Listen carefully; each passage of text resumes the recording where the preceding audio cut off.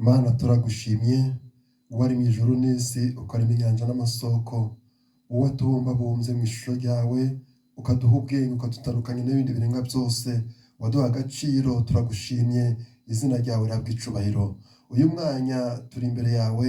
turasaba imbaraga zo mu ijuru kugira ngo zibane natwe kandi reka ibitangaza byawe bikoreke ku buzima bwacu turasengera abafite amadeni abafashe amadeni muri za banki z'ubucuruzi abafashe amadeni muri banki zoroheje abafashe amadeni mu misheto abafashe amadeni mu bimina abo bose turabasengeye kugira ngo babere ubwishyu muri iki gitondo imbaraga zawe zikora zibigaragarize mu izina rya Yesu Kristo turasenze kugira ngo Uwiteka Mana ikomeye urusheho kutugira neza ijambo ryawe ratubwira ngo mbese ubwo utimanye umwana wawe w'ikinege uzaburute kumuduhana n'ibindi byose Uwiteka Mana ikomeye niyo mpamvu twongeye gusenga dusengera abafite ibibazo cyane cyane abafite ibibazo by'amadeni abafite ibibazo by'imyenda abo bose mwami wigaragarize muri iki gitondo biciye mu ijambo ryawe imbaraga zikora zibigaragarize ubakorera igitangaza Uwiteka Mana ikomeye kandi uzakora igitangaza wese nzi ko azashima izina ryawe urakoze rero kutwemereye ubane natwe muri uyu mwanya tugoye karibu mu mitima yacu reka ijambo ryawe mwami rishinga imizi mu mitima yacu kandi rihindura ubuzima bwacu niko dusenze twizeye mu izina rya Yesu Kristo amen ubwoko bw'Imana turabasuhuje muri iki gitondo twifuje kubaganiriza ku jambo rigira riti ese wari uzi ko Imana ibasha kukwishurira amadeni yawe yose ese wari uzi ko Imana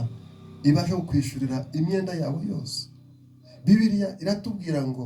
mbese ubwo itimanye umwana wayo w'ikinege izabura ite kumuduhana n'ibindi byose uyu mwanya tugiye gusoma mu gitabo cy'Abami ba kabiri ibice 4 duhere ku murongo wa mbere tugeze ku murongo wa 7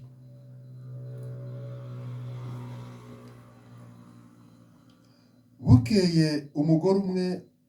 wo mu bagore b'abahanuzi asanga Elisa aramutakambira ati umugaragu wawe ari umugabo wanjye yarapfuye kandi uzi ko umugaragu wawe yubahaga Uwiteka none umwishyuza araje arashaka kujyana abana banjye bombi ngo abagire imbata ze Elisa aramubaza ati none se ngugire nde mbwira niba hari icyo ufite imuhira nawe ati umuja wawe ndacu mfite imuhira keretse agaherezo kutuvuta aramubwira ati genda utire ibintu birimo ubusa mu baturanyi bawe bose ariko ntutire bike maze winjirane mu nzu n'abana bawe ukingi utwo tuvuta udusuke muri ibyo bintu byose ikintu cyose uko cyuzuye ukibike nuko amusigaho yinjirana nabe mu nzu arakinga bamuzanira ibyo bintu asukamo nuko ibyo bintu bimaze kuzura abwira umuhungu we ati ongera unzanire ikindi kintu nawe aramusubiza ati nta kindi gisigaye uwo mwanya amavuta arorera kuza hanyuma asanga uwo muntu w'Imana arabimubwira nawe ati genda ugurishe ayo mavuta wishyure umwenda wawe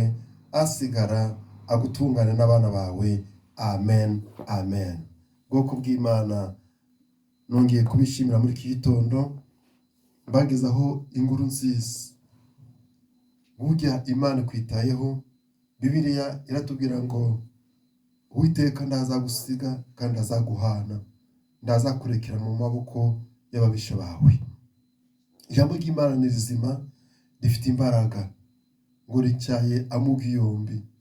kandi ribasha kwahoranya rikagira no mu isokoro Bibiliya ni ijambo ryiza Bibiliya ni umuyoboro mwiza iyo wizeye amagambo yo muri Bibiliya hari ibitangaza bikoreka ku buzima bwawe ariko uyu munsi ndakubwira ngo amadeni yawe yose Uwiteka Imana abasha kuyishyura abasha kukwishurira ideni abasha kukwishurira imyenda ufite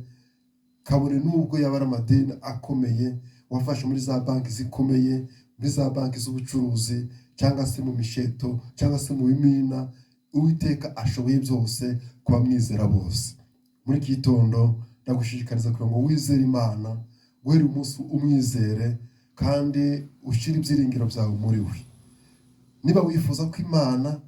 yagira icyo ikora ku buzima bwawe, niba wifuza ko Imana yakwishura amadeni, zamura ikiganza cyawe dusenganye rusengesho. Imana ikugire neza kandi Imana ikwiteho mu izina rya Yesu. Amen.